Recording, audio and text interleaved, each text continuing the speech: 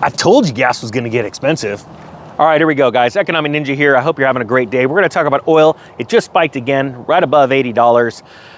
This is getting nutty. If you guys remember a video I did back in the spring about lumber prices, I said, don't worry, lumber's gonna crash by midsummer to the end of summer because people are gonna care more about how much food costs and how much gas costs.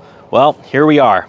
I'm in sunny California and I just paid $4.70 for a gallon of gas and it was at the Circle K. Man, just when you think they're the cheapest in town, and they still are, things are getting nutty.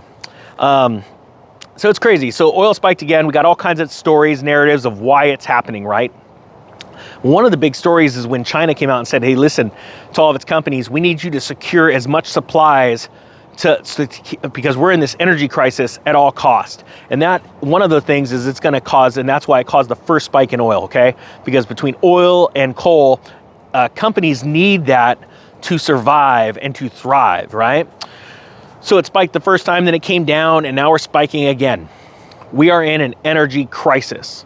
I called, oil hitting $100 a barrel by the end of summer. I missed that, but it looks like we may be just a few weeks late into fall where we're gonna see $100 barrel oil. And to say that you're seeing that high of oil, not in the summer, not during peak driving season, is quite frankly frightening, all right? Because it's gonna affect a lot of companies. Now, a couple of different things this is gonna do. This is obviously gonna lead to higher consumer costs, not only in fuel and energy, but also in your goods, because every company needs to be able to get its product to you, and it needs oil and energy, fuel, to get it to you. So it's gonna be higher shipping costs, higher production costs, because there's some places that need those higher energy costs to build the widget to get to you, right? Another thing it's gonna do is it's gonna straight up, if this is prolonged, all right?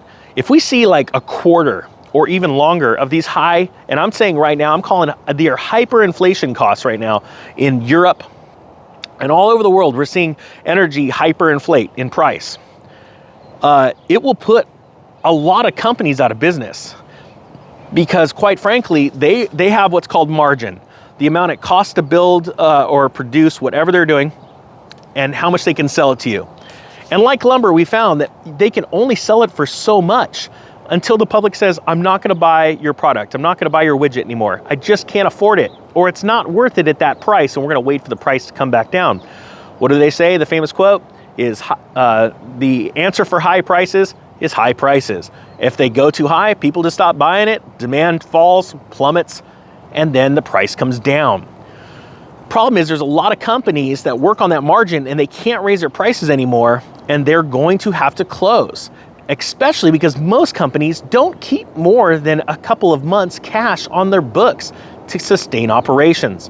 A lot of that in America is because of how companies are taxed. A lot of companies do flow-through accounting because that's how they want to do it.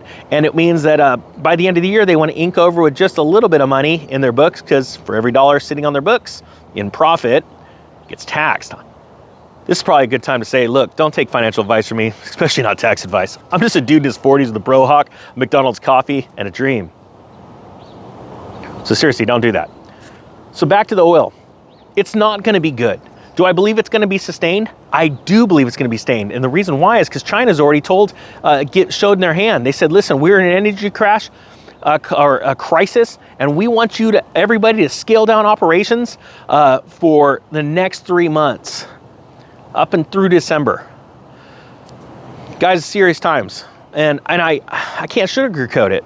This is getting real. This is why I started the channel. Start warning people to get prepared so that you're not scared and they get ready for some crazy, awesome deals, because we are gonna crush it. With that being said, guys, I thank you for watching. The Economic Ninja, that was dramatic, is out.